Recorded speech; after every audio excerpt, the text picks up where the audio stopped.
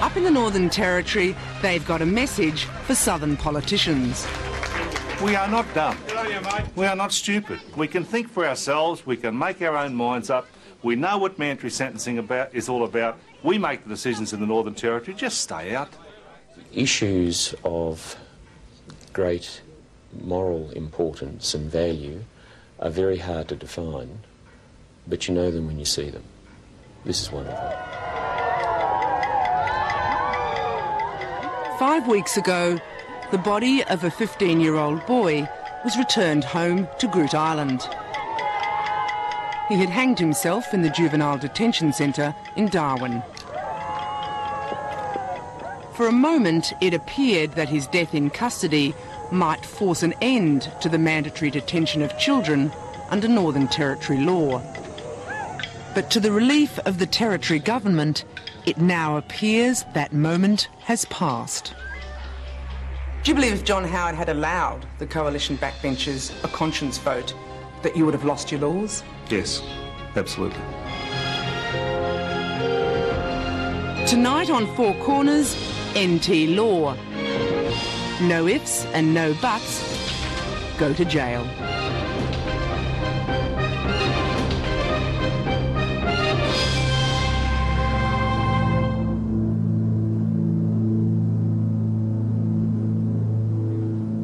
Once a month, a small plane leaves Darwin with a magistrate on board, taking the whitefellas' law to a bush court in a remote Aboriginal community.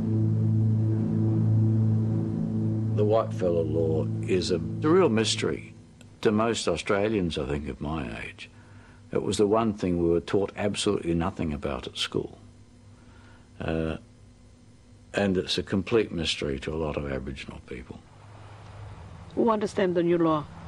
Us Aboriginal people don't understand that new law, especially young people who are not educated.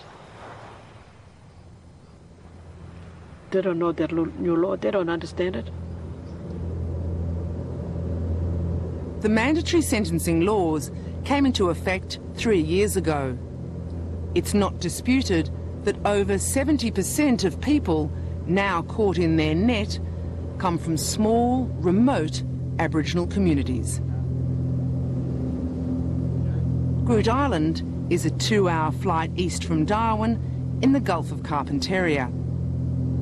This is Aboriginal land, but part of it is leased to the South African-owned mining company, Gemco, and this is one of the world's richest manganese mines. Around 900 Aboriginal people live in the island's 2 communities. Around 1,000, mostly white people, live in the mining town of Aliangoola. The Aboriginal communities and Aliangoola are like 2 separate worlds. There's an obvious have and have-not situation on the island. There's a small community where Aliangoola, where the people who work in the mine live. It's got manicured lawns, and there's a golf club, etc. And outside of that, 15, 20-minute drive from that is the community of Anuragu, which couldn't be more different. Visibly, it's a very poor community.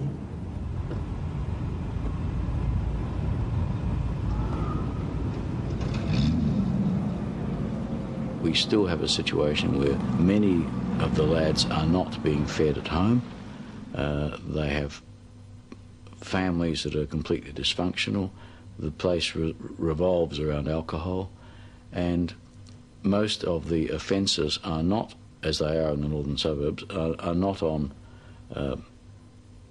people's homes. They're on the local store and places like that, the school, where they can get food. And if they can get alcohol as well, so much the better. The courthouse is in Aliangoola.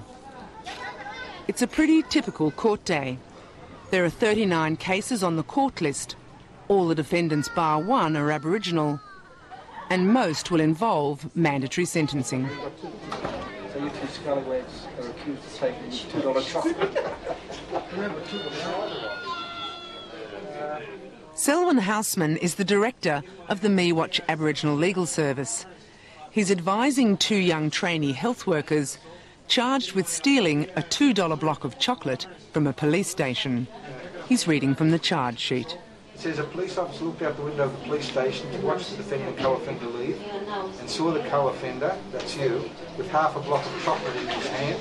Unless they can prove exceptional circumstances, these young men are facing a mandatory 14 days in jail for half a block of chocolate each. It's their first strike offence. So you didn't take it? You say you didn't take it? Not me. Well, somebody took it, or you had it, got it from somewhere else, or you picked it up off the ground. All they did, nobody saw you take it, they saw you with the chocolate. Therefore, I mean, there could be another explanation that could have picked it up off the ground. Selwyn reckons that about 2/3 of his clients who are sent to jail would go there anyway, with or without mandatory sentencing. It's the other third that bother him. I feel rather helpless on the trivial matters. I sometimes ask myself why I am in the court. Am I there for window dressing or to facilitate the processing of people through the system? I sometimes feel ashamed that I'm even participating in it. Okay, we're going into court, mate. But of course, I rationalise that somebody has to be there to represent the client, to assist the court wherever possible, to ensure that at least the minimum period of imprisonment is given. At the last moment, the police decide to drop the chocolate charges. Maybe they also feel prison's a bit steep. Maybe it's the glare of public attention on the way the law is working. Either way, it illustrates a trend that magistrates dislike, that the police are now effectively deciding who goes to jail. That was him. Alistair McGregor is the only territory magistrate willing to tell us how the new laws are working. Does it concern you at all that the discretion about how to deal with a case is now moving from magistrates like yourself to prosecutors like the police? It is. It is. How serious a concern is that for you? Well, it's not public, and the more public we have the courts, we think the more public they are, the better, the greater the public confidence.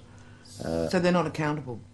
That you're concerned that those decisions aren't public? Well, they're not really accountable, are they? Do you reckon that these young fellas are starting to think now that... The Groote Island police have it easy when it comes to solving crime, even when the theft is not from the police station itself. Part of the reason that mandatory sentencing hits these small, remote communities so hard is that while the clear-up rate for burglary in Darwin is around 15%, everyone here gets caught. Being a small community, everybody knows everybody else's business, and it's not uncommon for one person to dob in the next person, and so the chain goes. It just escalates from there.